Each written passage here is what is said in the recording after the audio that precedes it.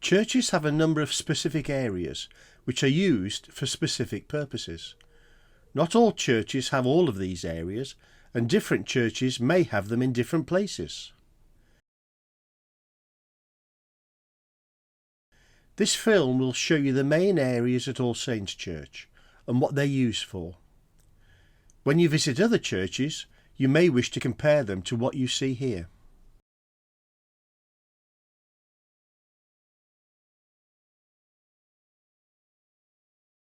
The nave is the part of the church where the people, also known as the congregation, sit during the service.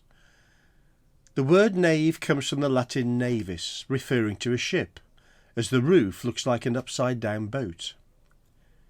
It's often thought that the benches or pews are an original feature of the church. However, they were introduced in the 16th century, and earlier churches would have had open spaces with a few seats around the edge.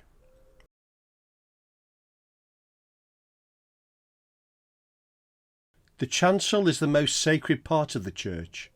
It contains the altar, organ and choir stalls. At the altar rail, Christians receive the bread and wine, which represent the body and blood of Jesus. The reredos, which is a decoration behind the altar, is particularly finely carved and was designed and installed by Basil Champneys, who was also responsible for the north aisle.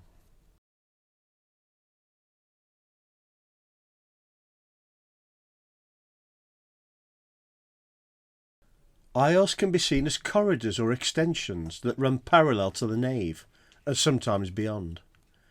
They're separated from the nave by a colonnade of arches and pillars.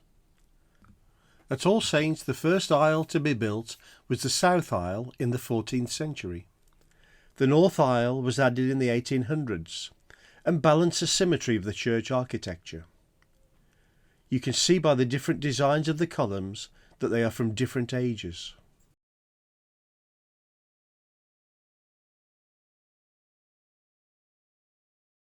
The vestry is a room which is used by the clergy as an office or to change into their ceremonial clothes for church services. It also houses some of the important equipment used in ceremonies. The vestry at All Saints was formerly the Turton Chapel, which was converted to accommodate the vestry and the organ in the late 1800s. All Saints has a lady chapel, which is dedicated to the Virgin Mary. It's located in the west end of the north aisle.